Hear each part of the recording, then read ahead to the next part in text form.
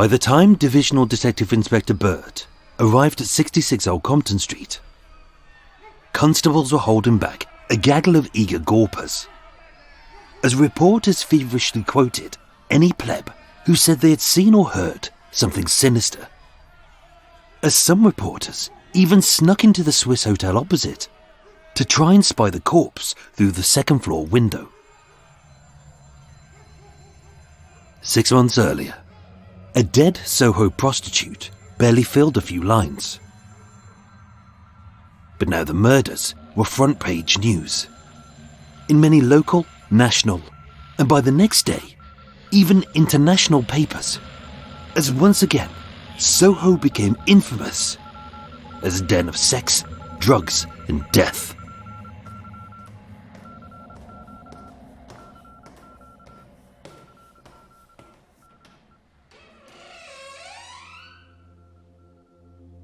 The crime scene was eerily reminiscent, but as with the others, it was assessed methodically. Again, there were no signs of a prior break-in, as both sash windows were shut. The neighbouring flats were inaccessible, with the only tenants being 2 floors below who had slept soundly until the arrival of the police. And the doors to the flat and the street had been locked by whoever had taken her key. Inside, the room was dimly lit, as the sunlight pierced the partially open curtains. But again, with the gas lights set to on and the shilling expired, only in death was the room plunged into near darkness. This bed-sitting room was small, comprising of a wardrobe and a dresser which hadn't been ransacked, a settee on which the victim's coat still lay. Under the bed sat 3 half-full, untouched suitcases, as the tenants had only just moved in. And on the mantelpiece, an open handbag gave the illusion of a robbery.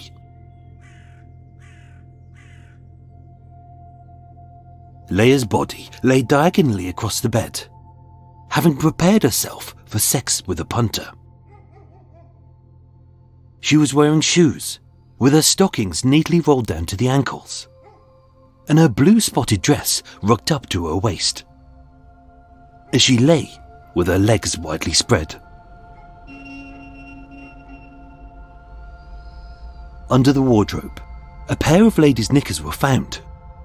They were wet and dirty, although who removed them and when is uncertain. As before, with no evidence of natural death nor obvious sexual assault, although the cotton wool balls inside her vagina were soiled and foul-smelling, no recent sexual intercourse had taken place. Either trusting her assailant or never sensing any threat, she had died in the position her injuries were inflicted, as her body had barely moved during the assault, and there were no defensive wounds.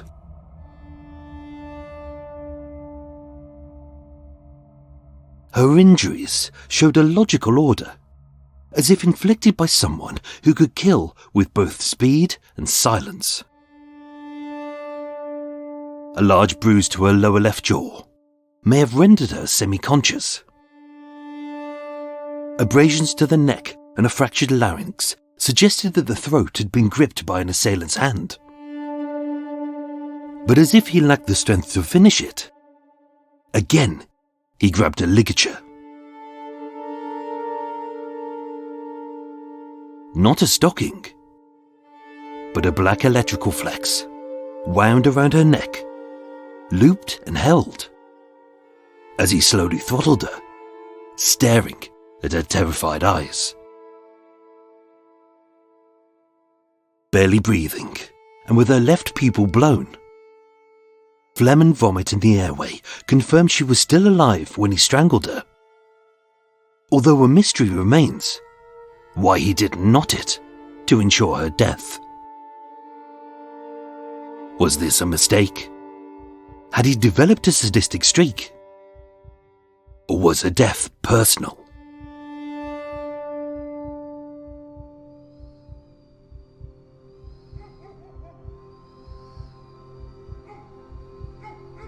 Lying on a pink bedsheet, as if to hide from himself the horrors he would unleash, it was pulled over her head, covering her face.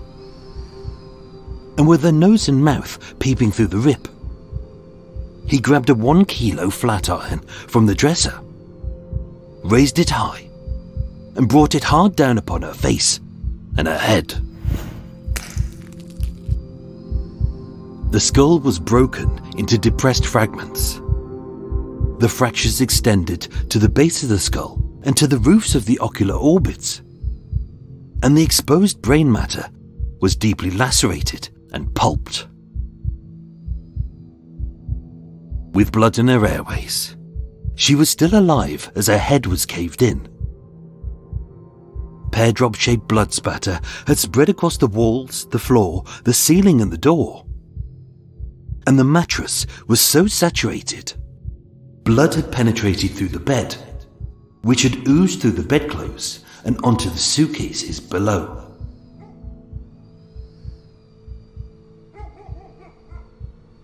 Constance May Hind, alias Dutch Leah, had died between 12:30 a.m. and 3 a.m. With no witnesses, no clues to her killer's identity, the electrical flecks of no known origin or owner, and fingerprints found which matched Leah, Stanley, the landlord, the last tenants, and innumerable unidentified clients. Dr. Charles Burney and Sir Bernard Spilsbury unanimously confirmed that Leah had been murdered. But by who?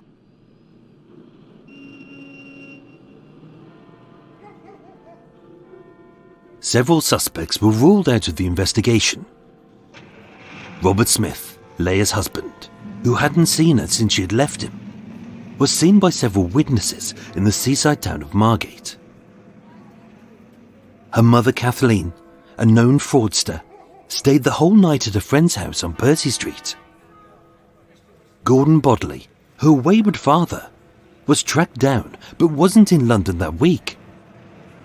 And her ex-lovers and known ponces, Jim Rich, William Billy Sullivan and George Day, were all in prison at the time of the murder. The last sightings of Leah herald a few likely suspects. Leah Cohen saw her at 10:50 p.m. on Old Compton Street and stated she was scared of a man. He was jealous as she was living with someone else. But when investigated, this turned out to be Billy Sullivan. Ruby Walker stated, "At 11:30 p.m, I met Leah on the corner of Old Compton Street. A Greek came up and tried to get off with her. Only she rejected him as they had previously had a dispute over money. Being local, he was later identified and ruled out." At 12:30 a.m, Emilio Plantino, hall porter at the London Casino on Old Compton Street, saw Leah proceeding on the south side of the street with a man. Described as 30 years old, 5'7" tall, fair complexion, brown brushback hair, slim build, in a dark raincoat and no hat. Confirmed by Nellie Few, she saw Leah enter 66 Old Compton Street with a man. And her description is close to Emilio's. Aged about 25, 5'5" tall, medium build, fresh complexion, brown hair, clean shaven, a long black coat and no hat. Described as reliable witnesses, both Nellie and Emilio were shown photos of known persons of interest by the police, including any potential suspects. But they failed to identify the person they had seen.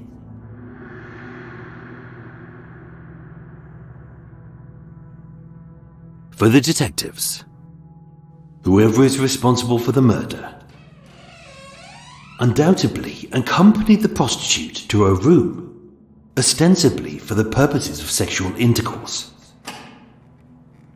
This theory is supported by the position of the body. It is also reasonable to assume that the robbery was the motive, as a handbag was found open and no money in the room. It is also very improbable that she would have consented to prepare herself for sexual intercourse without first receiving payment, which was a logical theory. Careful consideration has been given to the possibility of the murder being one of revenge on the part of her Ponce. But if such were the case, one would have expected to find evidence of a row or disorder. Assuming the assailant would have had prior convictions, the police commissioner requested all local and county divisions to investigate anyone with a history of violence against women and/or prostitutes, who also resembled the suspect. With 103 men later questioned, they all had alibis. Some weren't in London, many were in prison, and when visually compared, most of the men did not match the suspect. But which suspect? Stanley King was the most logical suspect. A jealous boyfriend with a tenuous alibi and timings which could not be categorically verified by others. But with the evidence against him being circumstantial, the police report states, the deceased was last seen alive entering 66 Old Compton Street with a man who in all probability was responsible for her death. It is possible she met a further man, but despite exhaustive inquiries of those known to frequent the area, no one saw her after this time. Once again, a Soho prostitute had been strangled in her own bed by an unknown assailant. And having questioned hundreds of witnesses and suspects, for a third time, the investigation hit a brick wall.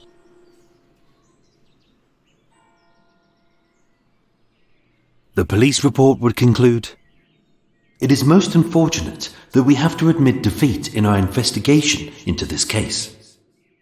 Following so quickly on from the undetected murders of Josephine Martin and Jean-Marie Cousins. There is nothing to show, however, that there is a connection between any of these cases.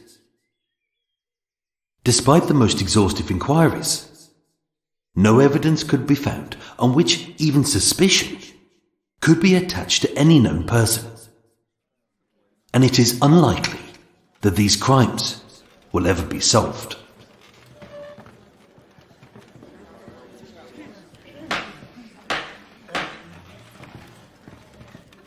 On Tuesday the 9th of June 1936, coinciding with the delayed inquest of Jean-Marie Cotton, the death of Constance May Hind was concluded at Westminster Coroner's Court.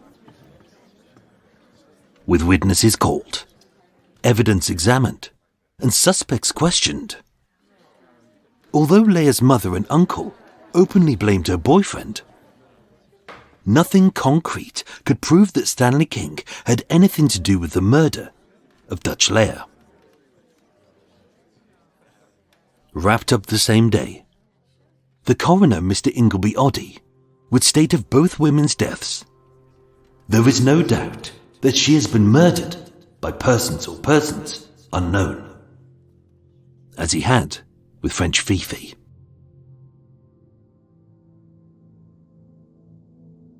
Again, another murder had gone unsolved. With the inquest concluded and the case closed, no further details would furnish the newspaper's front pages, as the press feverishly tried to piece together the clues as to which lone killer had strangled 3 women in a spree across Soho's red light district. The murders of Fifi, Marie, and Leah would easily have been forgotten. But with the killer described by the coroner as a homicidal maniac, as if recalling the terrifying days of Jack the Ripper, that was all that was needed to fan the flames of conspiracy, suspicion, and panic.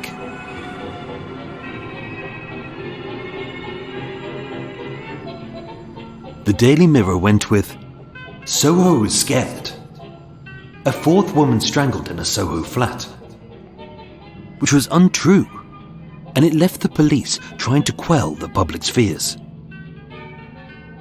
The Sunday Pictorial headlined with, "Dutch Leah feared murder. She always prophesied that she would not die a natural death." And although this did not appear in any statement, it ran rampant as a fact. The Mirror ran with, "Maniac's 3 Soho women victims. Girls' friends fear to talk," stating, "It may be our turn next." Even though not a single sex worker questioned spoke of being afraid. And some articles, such as Every Week, even created their own facts, as if the case wasn't salacious enough, stating of Dutch Leah, "The woman's tongue was badly mutilated. This deliberate mutilation is a serious warning to Soho. This woman talked too much. Take heed, lest you get the same dose."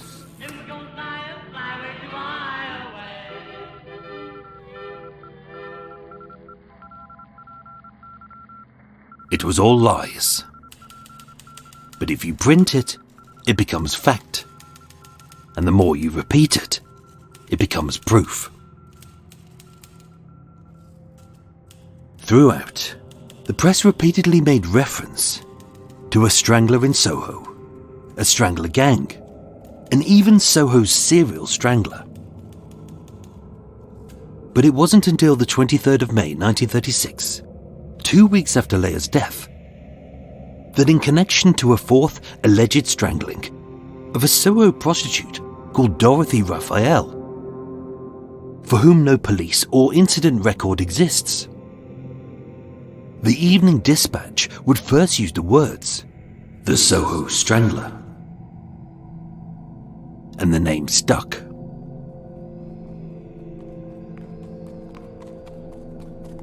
Like the unknown maniac who once stalked Whitechapel, Soho's very own killer was given a name. But by mythologizing a man and making him into a monster, again the victims would be forgotten.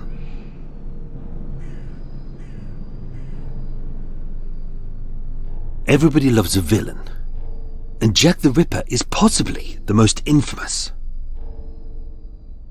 Almost 140 years since his killing spree, Jack has morphed from a mere man with either mental health issues or a maniacal bent into a monster with godlike status, who outwitted the police with his cunning, who had a surgeon's skill, who as a moral guardian cleaned up the city of disease-raddled whores, who was possibly a genius painter, and who evaded capture as he had friends in high places, as high up as the Queen.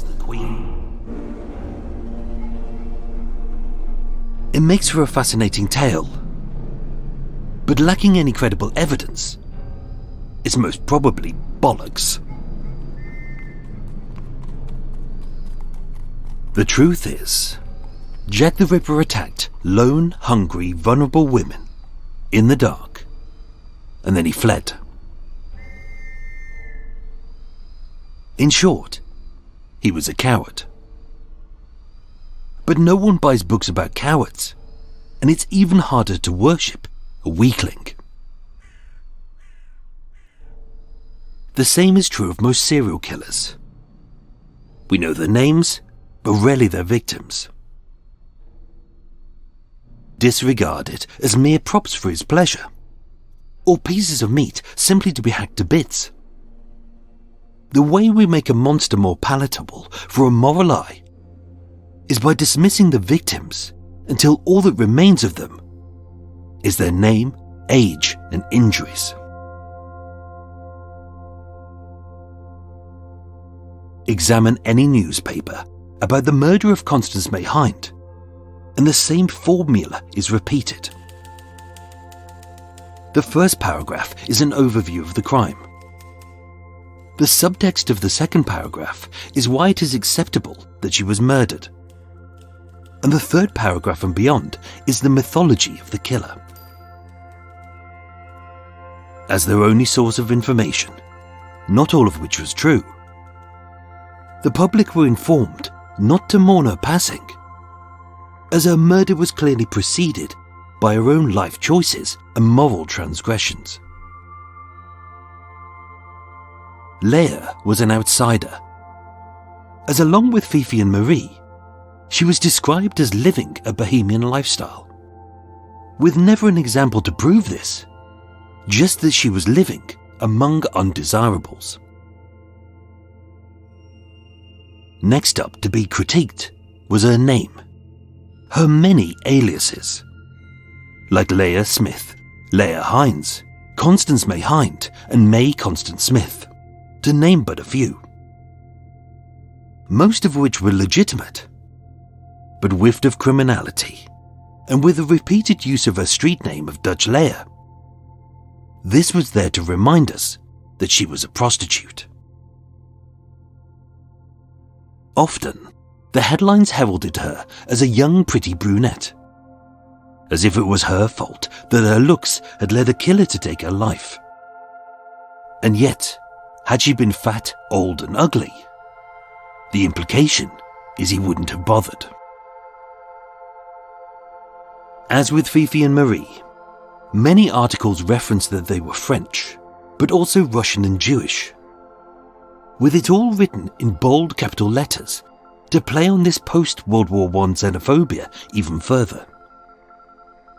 And even though she was English-born and bred, many state Leah Hines is of German extraction.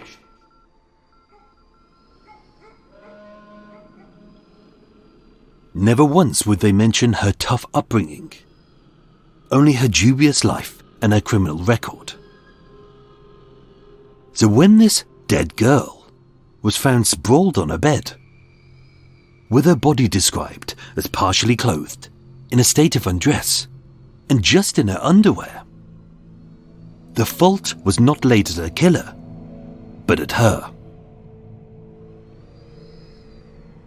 Basically, the prostitute known as Dutch Leah was someone we should never mourn. In the eyes of the readers, she died cruelly because of the world she inhabited. Soho, a sinister place of foreigners, a seedy cesspit of vice, a plague of undesirables, and a den of the criminal underworld.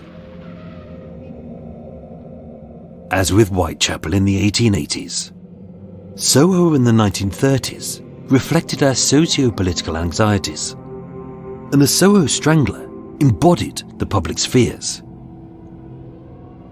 By 1936, still reeling from the First World War, with Hitler violating the Treaty of Versailles by remilitarizing the Rhineland, Mussolini invading Abyssinia, and Nazi Germany and Fascist Italy forming the Rome-Berlin axis, a Second World War was already being mooted. With talk of communists, fascists, Nazis, and swarms of aliens upon our shores. Just as Jack the Ripper was a villain who embodied their fears, the Soho Strangler reflected ours. A society blamed the usual band of undesirables, such as foreigners, gays, Jews, Bohemians, the insane, and the disabled. In all likelihood, the Soho Strangler was merely a man. But being afraid that this man was one of us, the press made him a monster who was one of them.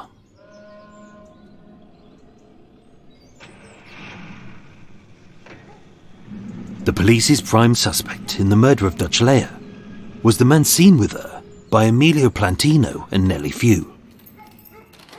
Their combined statements describe him as aged 25 to 30, 5'5" to 5'7" inches high, slim to medium build, fresh complexion, clean shaven, brown brushback hair, a long black coat and no hat. That could be her killer. The problem is, it matches the average male in the 1930s.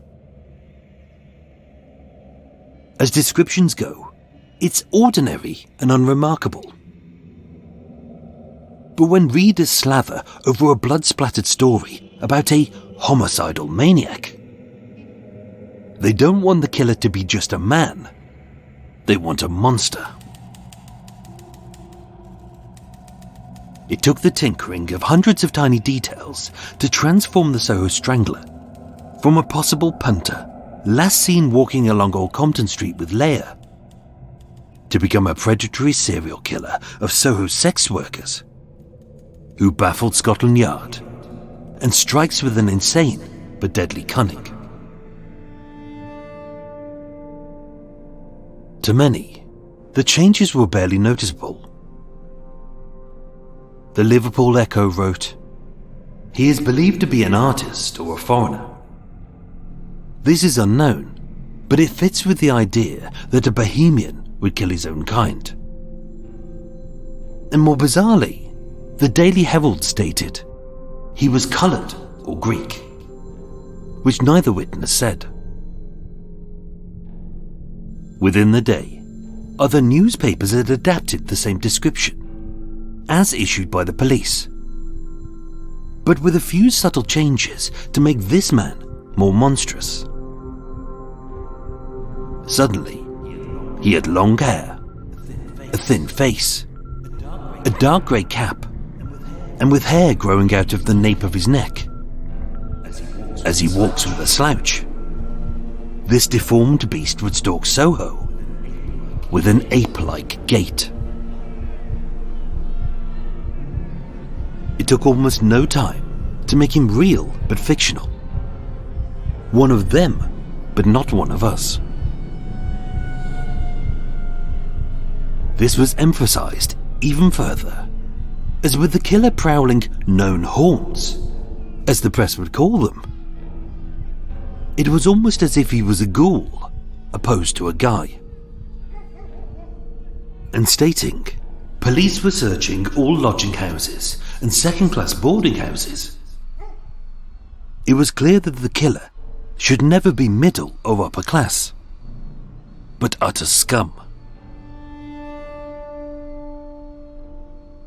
And with the constant repetition of how he vanished rather than fled, how he disappeared rather than ran away like a coward, and how he evaded capture rather than walked into a busy street which was full of strangers minding their own business. Even his movements became mythic. Keen to play on the recurring theme, which had embedded into local and national papers in the years before the Soho Strangler killings, the Sunday Dispatch and the Daily Independent, exclaimed that the case would be cracked, as detectives are convinced that there is a crime king in Soho, who knows all the secrets and the culprits. With all three murders, French Fifi, Marie Cotton and Dutch Leah, linked without question. It was said that all three women had connections to the white slave trade. It all began with Josephine Martin, alias French Fifi, found dead in her Archer Street flat, strangled with one of her own silk stockings, who was said to have acted at various times as an agent for white slave traders and for peddlers of coke. Which the Sunday Pictorial confirmed to its eager readership, hungry for new facts and ever more thrilling stories. It is believed by Scotland Yard to be a vendetta which has already claimed 3 lives in a reign of terror against Soho's underworld. On the 12th of May 1936, the Evening Dispatch used the headline, "Soho Strangler Gang," implying an extortion racket in the West End, where women were forced into marriages of convenience and shipped in and out of London or Paris to work as prostitutes to pay off an impossible bill to their pimps or ponces.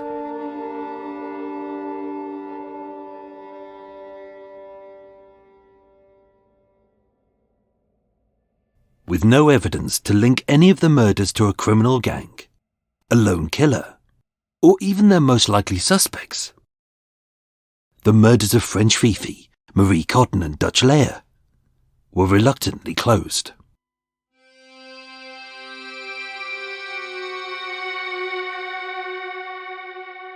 As the national and international press drooled over 3 unsolved murders, an incompetent police force, a city suburb in terror, and a killer with a very quotable nickname. Just like the media sensation 50 years earlier, which was Jack the Ripper, they bayed for more blood, and with it, more murders. But with an odd eerie silence descending over Soho, although they still spoke of panic gripping Soho, another girl found dead, and most bizarrely, the Soho Strangler caught. As the killing stopped, so did the reader's attention, and with the press looking elsewhere for news, the Soho Strangler was forgotten. On the 13th of September 1936, Every Week posted a full-page article, syndicated across the world, which read, "The Soho Strangler Who Baffled Scotland Yard." It filled the space, but by the next day it was being used as chip paper. In the late 1940s, the press dangled the same carrot about the Soho Strangler striking again, as 4 more prostitutes were murdered, all within streets of each other. Ginger A, Russian Dora, Margaret Cook and Black Rita. But this time, the public didn't bite. The case may never be solved, as with the police having exhausted every avenue of investigation, and the press having manipulated the sightings of the suspect to such an extent that every witness after its publication gave an identically false story, including Stanley King. The mythologizing of the monster and the demonizing of his victims has turned 3 murders into nothing but a gory story for the sake of our entertainment. More than 80 years on, the truth about the Soho Strangler may be lost forever.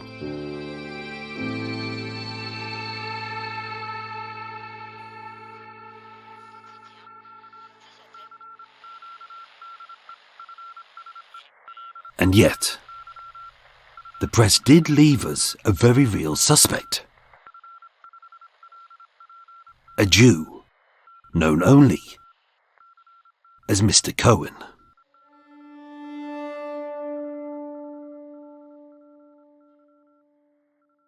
Part 7 of 10 of The Soho Strangler continues next week.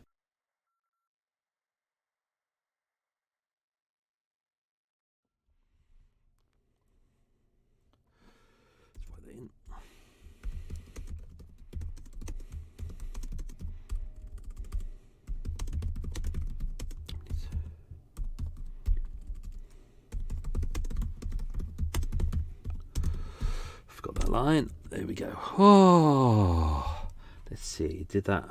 Not too bad. Not terrible. Not terrible. Not terrible. Oh, let's hope it all recorded nicely. Oh, and a weird little recording. Then suddenly had a major downpour of rain for no reason. And then a man outside who was walking along decided, I know, I'll just stand outside Mike's boat underneath the tree and start singing a bloody song. Utter bastard. I've just taken your hat off. That's why it sounds weird. Oh, I hope this is recording okay. It looks like it was. Oh, it's always hard. You look at the waveform afterwards and you think, it looks like it's recorded fine, but then you kind of just like, you won't know until you start listening to it. Right. Oh. Anyway, welcome to Estromile. I totally forgotten to write that little piece of text at the end. Part 7 of the Soho Strangler continues next week. I totally forgot to write that in. Anyway, I hope you enjoyed that. Ooh, very exciting. Very exciting. Things are hotting up now. It's people who are kind of Walk With Me subscribers on Patreon will know all this. The fact that the story starts very slowly and subtly, and it's all kind of like, as with Jack the Ripper, do you know, the murders at the start were kind of unconnected, and then everybody starts getting excited, and then it picks up, and you have the double murder event, and then you have the Dear Boss letter, and it's all very exciting, and everyone gets really excited, and it all goes around the world, and Jack the Ripper. And then the kind of murders, it gets to a point where the murders stop, and people start connecting things that aren't connected, and the press are panicking because they're making a lot of money out of this. Jack the Ripper is wonderful for them. They make a lot of money. Their circulation skyrockets. They're making a fortune. They're like, oh my God, we need more information, which is why they lie so often, because they need more information. You need to fill those pages. You got like 36 pages to fill every single day. That's thousands of words you need to find. And if you fill it full of crap that people don't find interesting, then they're not going to buy it. Whereas if you fill it with something sensational, even if it's shit, even if it's lies, it works because people will buy it. And let's not forget, you buy your newspaper today, you read it, you go tell your friends about it, the next day you've forgotten. Oh, so yeah. Oh, cripes. Let's pop on a cup of tea, which I probably won't drink, but hey ho, there we go. Let's pop this on. I've already prepped this. Oh, all good. Still currently waiting for my passport. Oh, it took ages. Really annoying. I had to because I'm technically itinerant. Don't really like that title, but because I don't have a home address, I'm classified as itinerant. So even though the passport office would accept that my PO box is where all of my paperwork goes to, all of my bank stuff, all of my tax stuff, all of my NHS stuff, everything to do with the government department, they accepted that. They said, we can't send the passport there. Utter shitbags. And they wouldn't send it to the passport office for me to collect, so I had to get a mate to do it. And the delivery company, who shall not be named, was meant to deliver it today. They sent a photo of the outside of the door. I don't think they rang the doorbell because my mate, who was waiting to receive it, he was like, I didn't hear it ring, and he was next to the effing doorbell. They're such wankers, they really are. So I'm gonna have to get into a taxi and go all the way out to their depot and maybe have a scream at them. Oh, luckily I'm off to the pub very soon. Go to the pub with a mate very shortly. Then I'm off to see Mr. Johnny Books of Cult with No Name, because it's his wife's birthday tonight. So there'll be some drinking going on, which is all very good. What else is going on? Patreon subscribers. Finally, after the cyber attack, the Royal Mail is now accepting post going overseas. So many of them have been sitting there for a month.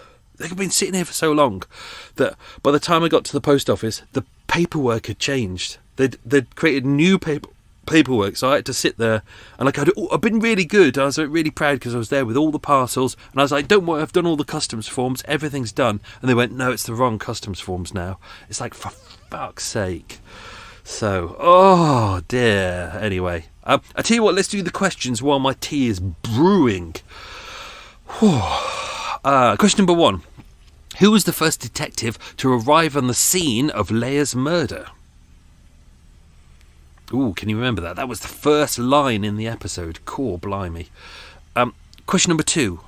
What was under Leah's wardrobe? I think a boat was going past now and it's gunning it like a twat. My boat will shake. Get ready. Blue boat with red flashing on it. Utter twat. Oh, fucking hell. What the fuck was that? Something just hit the roof.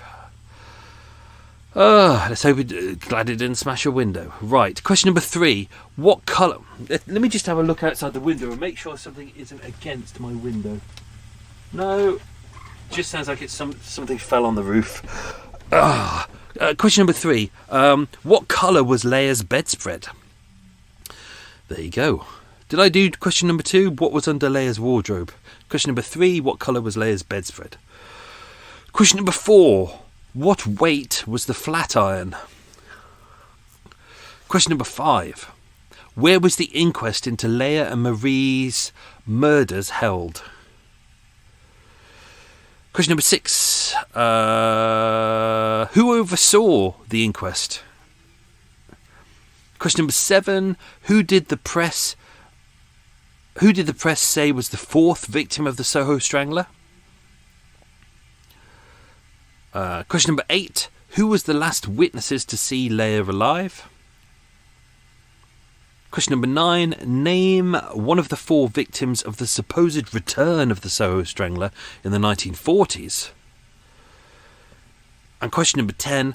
What is the name of the press's very possible suspect? Oh, this is exciting, isn't it? Did you think that person was going to come back into this story? Did you not? Oh, see, things are hotting up now. This is why I think if some people are binging this, you're not going to get it really. Because it's a 10-parter, but it takes. Already people are listening to it, already listening to each episode multiple times because there's a lot in there. There's a lot of tiny pieces that link to all the later episodes. So if you binge it in one go, you're going to blurb and your brain's just going to fry. It's going to pop and fizz and you're going to be collapsed on the floor going, what happened?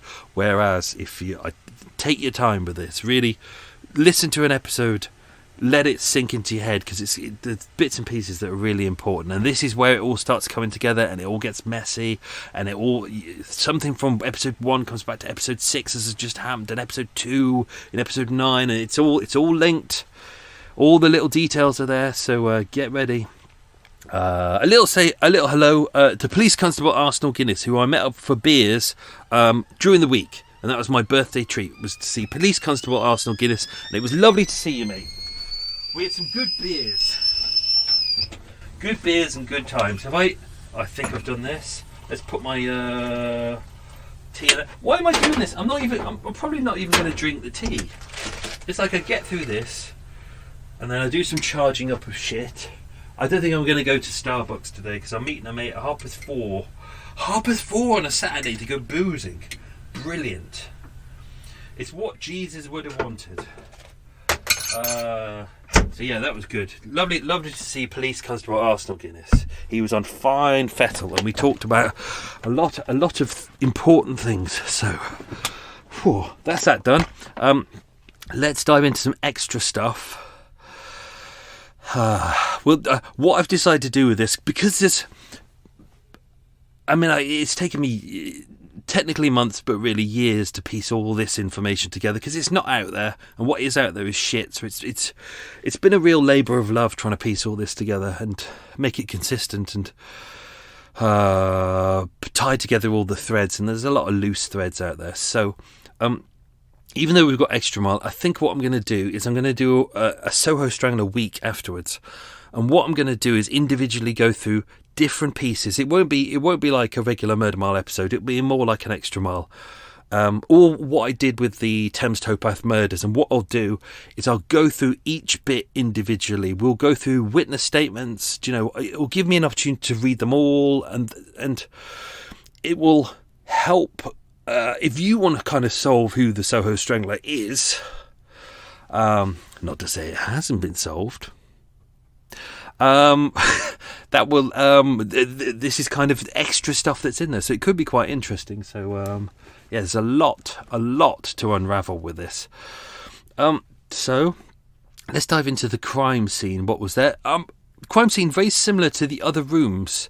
Front bed, sitting room, second floor, accessed by the street door. I did a lot of kind of research into the house itself, because there is a kind of, as with Marie Cotton's house and as with French Fifi's, there's a little courtyard out back. But the courtyards, and especially in Soho areas, they don't have... Some of them have like a street door on the out leading to the courtway, but a lot of them don't. It's kind of buildings built together, and there's a bit of an open space which people use for just shit, really. Just storing shit. So this one has one as well. And even though it backs onto Bouchier Street, which is where Captain Ritchie was bricked over the head with... a brick, obviously a brick, and the killing of baby Richard. Even though that's immediately at the back opposite, you can't get access to it. You certainly couldn't then. So there was no way for any potential murderer in that house to have escaped. Even at the back, there's windows, but they overlook. He could have dropped down, but then he would have gone into the courtyard. And how do you get out of that? He could have jumped out the front window on the front onto Old Compton Street, but again, what's the point of that? It's a busy street. It's overlooked by the Swiss Hotel, which is now known as Compton's, and the place immediately opposite, which is where the 21 Club is. So it's a busy street. It's like, why would you do that? Why not just casually walk? If you go into Soho and you visit any of the places, or you walk past any of these walk-ups, which are the brothels, and you'll see a sign outside that says models, and that means it's a brothel, because you're not allowed to say brothel, you have to say models, and everyone goes, oh, it must be models up there. I wonder if I see Kate Moss or Claudia Schiffer. Obviously not, it's prostitutes. But if you stand outside there anytime, you will see guys walking in and out all the time. I used to work on Frith Street for years, and you'd see guys going in and out of the brothels at lunchtime. They'd go out, they'd have a sandwich, they'd have a coffee, then they go and visit a prostitute, and then they go back to work. Always fascinating to watch, always really fascinating. But yeah, so that is the way in and out. As we've seen with other cases before, with the deaf-mute murderer, many prostitutes have maids.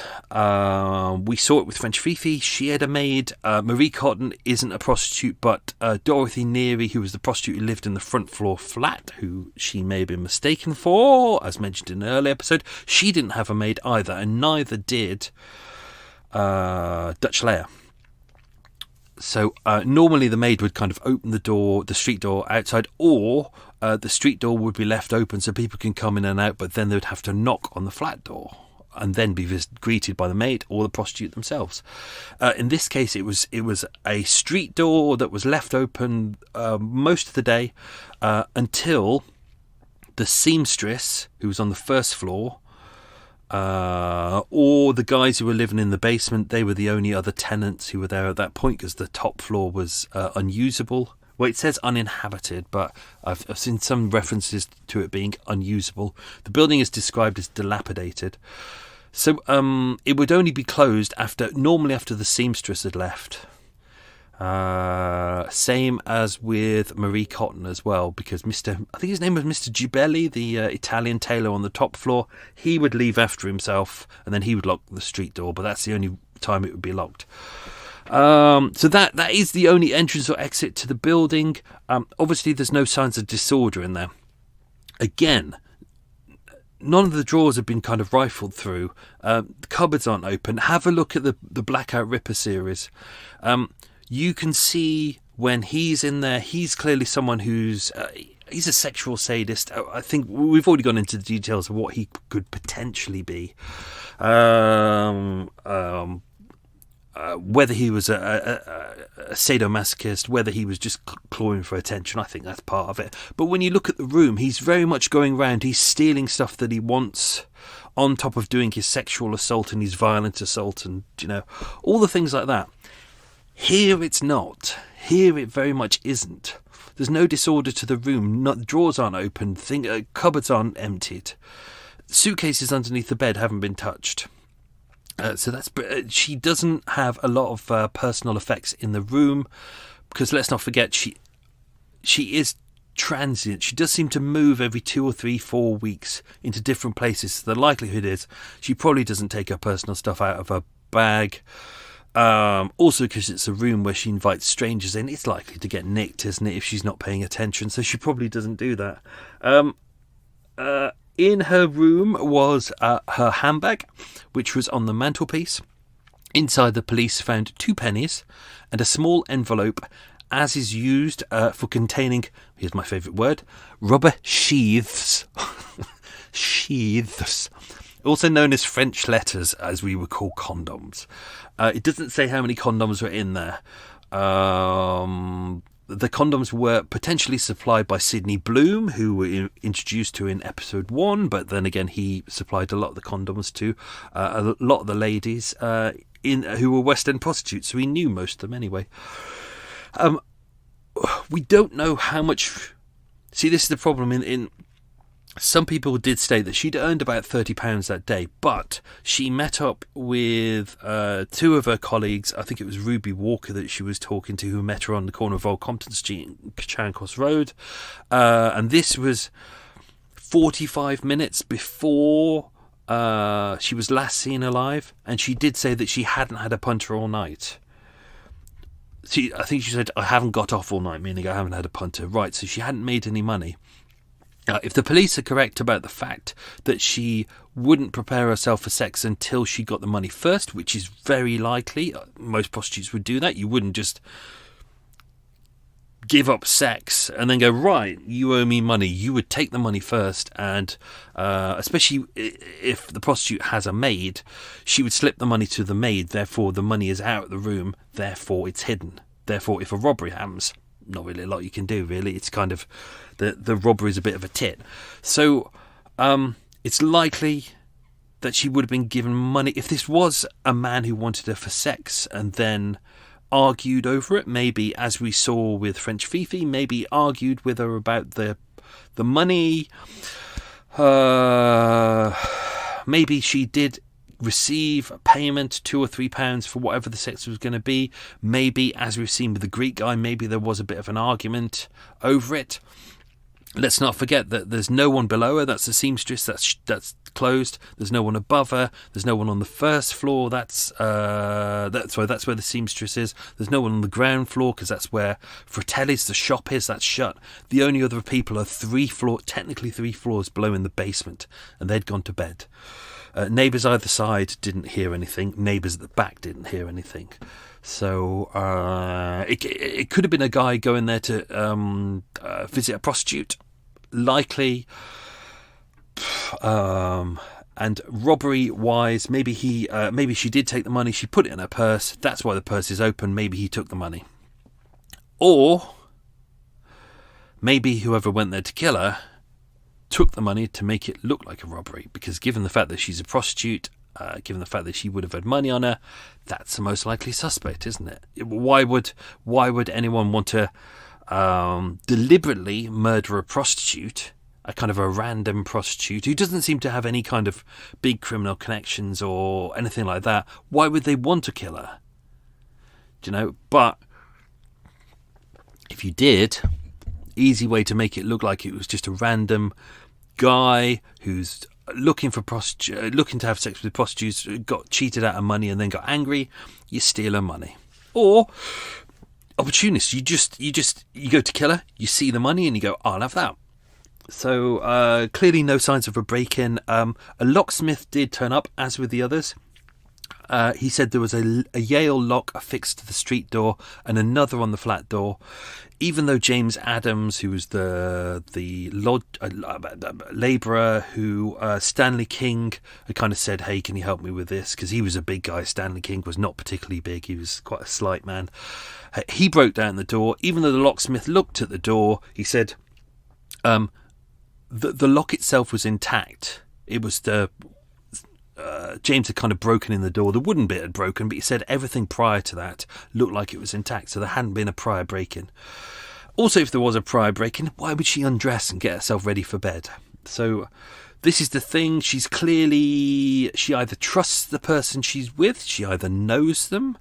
It could be a client, given the fact that it could be a stranger, but she would have spoken to him on the street. This is kind of the point where prostitutes assess men. As you've seen with her and the Greek man, they'd had a bit of a contretemps before, good use of a word there, bit of a contretemps, bit of a to-do prior. He tried to pick her up that night. She'd already argued with him prior about him kind of her asking for an amount and him giving her less, although what it could be, as we've seen with French Fifi, that she may have agreed an amount and then later increased it. We're having to take one person's view as opposed to another. We should really take both. So where was I going with that? See, that's the problem. I'm by myself. I'm sitting by myself in my boat. I've got no one to turn around to and say, where am I going with that? Greek guy.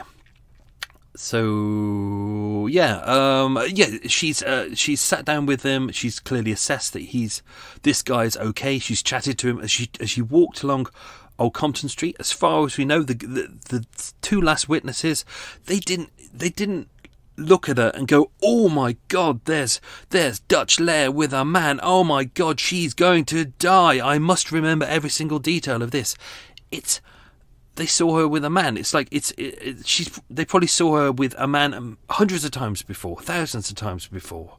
They had no real reason to remember that moment. There wasn't a struggle going on. There wasn't any shouting.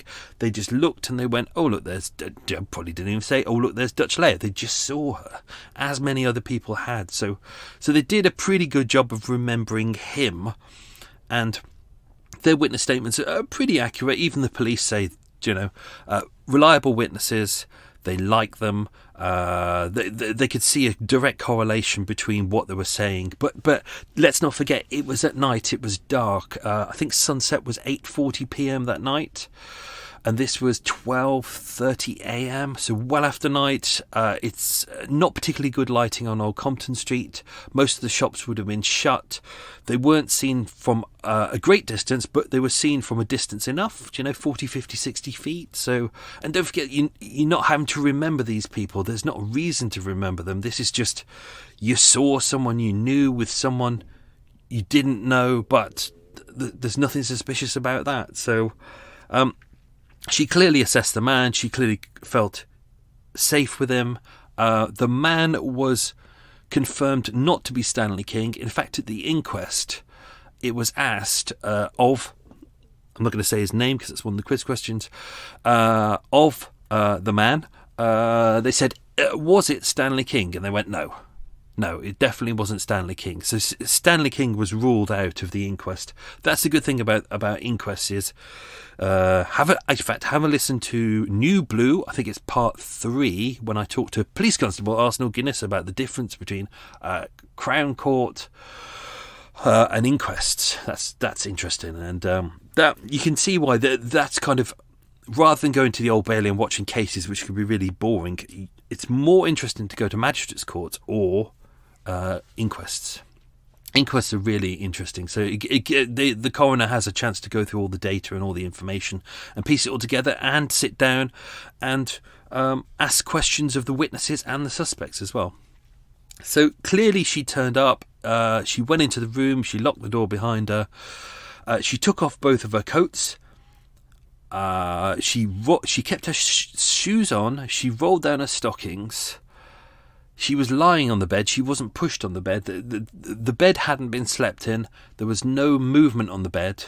See, this is why it's weird. If it was Stanley King, were they preparing for sex? Or had he come home early? Because normally he comes, she said, be home by 2. But this was potentially half 12. Or, we don't know. See, we don't know. Maybe he came home. Door was open. Maybe he did have a key. We still don't know that. This is his whole alibi about not having a key and all that is very, very tenuous. Maybe he came home and saw her with a man. Maybe he came home and saw a man leaving. Maybe he came back and found evidence of a man in the flat, as he'd done before with the I'm going to phrase it properly, the seaman's discharge book and the raincoat. Maybe that was there. Maybe the man she was seen with that night, here's an idea, maybe he was the seaman. he was wearing a raincoat, and they do describe him as wearing a raincoat, but you know what? It's a lot of people wearing coats. It's hard. We don't have a description of the seaman, so we don't know. And we don't even know if he's real, because the only evidence we have of that is from Stanley. And it could be bollocks. So we don't know. This is where it all goes weird. There's a lot. This is the problem with... This is what I'm trying to do with the Soho Strangler cases. When you look at things like Jack the Ripper, because we don't have a lot of concrete evidence, a lot of people take the information from the newspapers and they use it as concrete fact. But when you start piecing things together, or even if you do have witness statements, unless you have corroborative witness statements which give you a full overview, like with the two people who last saw Fifi alive, and we know what she was wearing because all the other people identified the fact that she was wearing like a blue spotted dress and things like that. So we know all that. We know it was definitely her. That's why the police were kind of satisfied of her timeline, because she was wearing the blue spotted dress. I think it was black shoes, black stockings. She was wearing a little green hat at an angle slanted to the right, and everyone who saw her said, yeah, that's she was wearing this, so they was able to identify her exact movements, which made it nice. And also that was the clothes she was murdered in as well, so it made it a lot simpler. And that wasn't reported in the press. That was only the people who saw her had that information, and they gave it to the police, which makes everything perfect. Oh, I can hear a horn outside. Oh, my life is exciting. So yeah, she was clearly preparing herself for sex. I was about to say something, but that's a quiz question as well. Do you know what? When we do the Soho Strangler week and we go through all the details, I won't have to worry about quiz questions. So we can just... I'm looking forward to really diving in, because there's a lot that we have not been able to put into this series. There's I have, each episode is about 60 to 70 pages long in facts, just like tightly written facts, and then I have to boil it down to about 6 pages. There's a lot that doesn't go in. But that's why I'm looking forward to doing Soho Strangler week. So if you want to take part of that, please do. That was it. Her clothes: a dark blue patterned polka dot dress, a light blue petticoat, and a green chemise, which is an undershirt. Also, she was wearing black gloves at the time, and a right-handed black glove was lying on the bed near her left foot, as was a piece of newspaper. We don't know what the newspaper was. She had 2 coats. They were lying on the settee, both believed to be hers. Something under the wardrobe. Same with Fifi. She'd rolled down her stockings herself, so they'd been unclipped. Same with Fifi, and then rolled down. So that shows that it was her that had done it, and probably not her attacker. Because an attacker, as we said before, probably would have, if he wanted it as a weapon, probably would have ripped them off. But this is the interesting thing. Ooh, burpees. Why didn't he use her stocking to strangle her? If this was a Soho Strangler, and if these murders are connected, why didn't he use a stocking? Instead, he used a black electrical flex, which we don't know where it comes from. Possibly it may have come from Stanley's magic bag. It may have been in the flat, because let's not forget the landlord left a couple of things behind, including the flat iron, which was one of the weapons that was used to murder her. He couldn't establish whether he had any black electrical flex in there, but he may have done, or the murderer may have brought it with him. We don't know. So, but why did he strangle her with something that either he wouldn't or couldn't tie in a knot at the end? It said it was looped, but it wasn't tied. So why? If stockings are clearly the easiest way to strangle someone, why would you use an electrical flex which doesn't kind of work in the way you want it to, and then you've got to beat her over the head with a flat iron? Doesn't make sense. Why did you use the stockings? They're partially rolled down. Doesn't make sense at all. Anyway, it's so confusing. Anyway, I'm not going to go into full details on this, because I've waffled a lot on this. I've waffled a lot into this, more than I thought. But let's just get to the end. Blood splashes. So we know that she died in that exact spot. The bedsheet was pulled over her head. Her nose and mouth were kind of poking through. It was likely that she was punched first to render her unconscious. then manually strangled, then ligature strangulation, which kind of matches everything else that we've seen with the other cases before. And then he pulled out the flat iron and beat her over the head a couple of times. They couldn't actually say how many times she'd been hit over the head, but she was there was multiple fractures. Her head and face was caved in on the right hand side. We know that she hadn't moved because there was no kind of disturbance to the bed in and around where there should be. So if there was a struggle, she should have had broken nails, which she didn't have. Same with Fifi, no broken nails. Same with Marie, no broken nails. There should have been evidence of kind of a struggle or assault. There wasn't. She was in that position. She'd barely moved. But when they were looking at the blood splashes from the repeated hits over her head with the flat iron, there was a little pear-shaped blood splashes, as mentioned, up the walls, on the ceiling, on the door behind. So that was all in place, but when they moved the body, it was kind of, everything was where it should have been. There was no clear sign that she'd moved or that she'd been out of place. So it all happened very quickly. It all happened there. She was rendered unconscious. The strangulation, the beatings, got her to the point where she was dead. She was dead. So horrible way to die, and clearly still alive while being strangled and while being beaten over the head. What else is there? I think that's it. I don't want to go into too many details because we can enjoy that in leisurely for Soho Strangler week, which I'm looking forward to. I'm going to map those out so they're more structured as opposed to just an extra mile waffle. Although knowing me, it'll probably be a bit waffle heavy. It'll be like a visit to Belgium, basically. Right, let's do the quiz questions. Oh, a slurp of tea, lovely. And I've got a croissant left. I've eaten all my croissants and my chocolate donuts. I think I've got a pink donut. Pink donuts. Ugh. Anyway, question number 1. Who was the first detective on the scene of Leah's murder? It was Divisional Detective Inspector Bert. Bert, feed me. Question number 2. What was under Leah's wardrobe? It was her knickers. So that's the odd thing. They were described as wet and dirty. There's no real description of wet and dirty why, whether she'd wet herself, whether she'd soiled herself. It could be possible because she was strangled. Or they may have just been wet and dirty anyway. We don't know who removed them. Maybe she removed them, or maybe the killer removed them, either before or afterwards. We don't know. So, question number 3. What colour was Leah's bedspread? It was pink. Question number 4. What weight was the flat iron? It was 1 kilo. So a flat iron is one of those kind of cast iron. They use them a lot, kind of Victorian era, and this was before everyone had kind of you could afford to have electric irons. So these would be the cast iron ones that you put on the hob, you heat it up, and when you're ironing your clothes, it's kind of a hot piece of iron, and you go shh. There you go.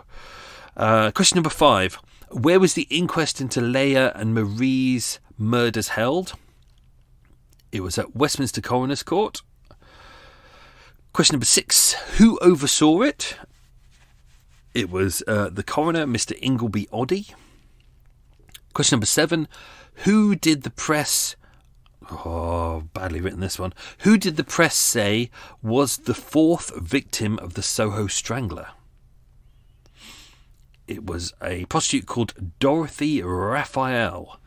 I was going to do a section on this in the episode, but it just didn't fit there kind of rightly. I may use it later on. I probably won't.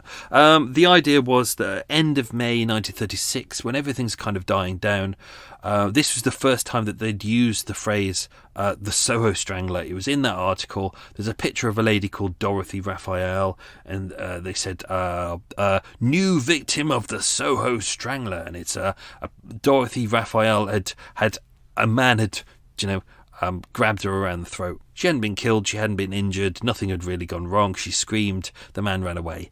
Most likely, was it the Soho Strangler? No. We've seen with other prostitutes in this case and in other stories as well that, you know, the kind of arseholes who kind of treat prostitutes and women badly are the kind of arseholes who would punch them in the face and strangle them because they've got tiny cocks. There we go, that's that said. Question number 8. Who were the last witnesses to see Leah alive? There was Emilio Plantino and Nellie Few.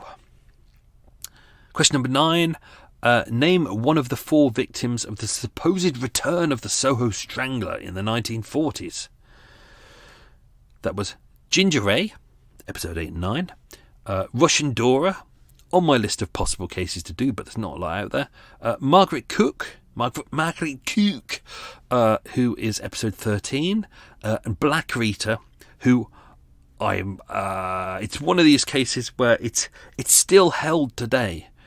There's a lot of kind of suspicion in it. There's a lot of kind of accusation. So it's one of those cases where I keep putting forward my freedom of information requests and it keeps getting rejected. There's an episode I'm desperate to do now, and it's normally they try and get back to you within about a month to say whether they can release it or not. This one has taken 8 months now. So we'll get there. Black Rita is one that I'm fighting for, but we don't know, which is why I haven't done the return of the Soho Strangler. But maybe I might do. And question number 10. What is the name of the press's very possible suspect?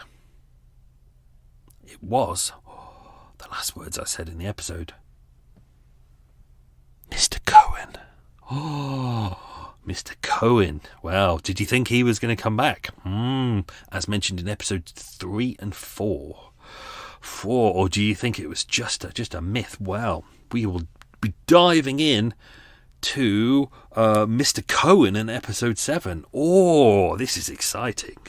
This is where it gets really crazy and really interesting. And hopefully, if you're one of the people who came on my original tours, we did the Soho Strangler on the tours, but it was only kind of a brief overview and a bit of a press-centric angle on it. So we didn't get to dive into it in anywhere near as much detail as this, but this is kind of as full as we can make it. And we did, in that episode, in the tours, we did cover Mr. Cohen. Oh, exciting. So, I think that's me done. Yeah, I've waffled on far too long. So, that's me done. I'm going to wrap this up. I'm going to go and visit my mate down the pub. I'm going to go to another pub. I've got to go all the way to Forest Gate, and there's only night buses, so I have to do a night bus from Forest Gate. For fuck's sake. Best take my stab vest. Anyway, that's me done. Hope you've all enjoyed that.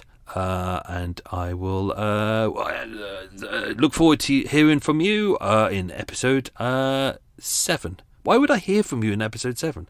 No idea why I just said that. Have yourselves a good week, folks. Stay safe and be good. Lots of love.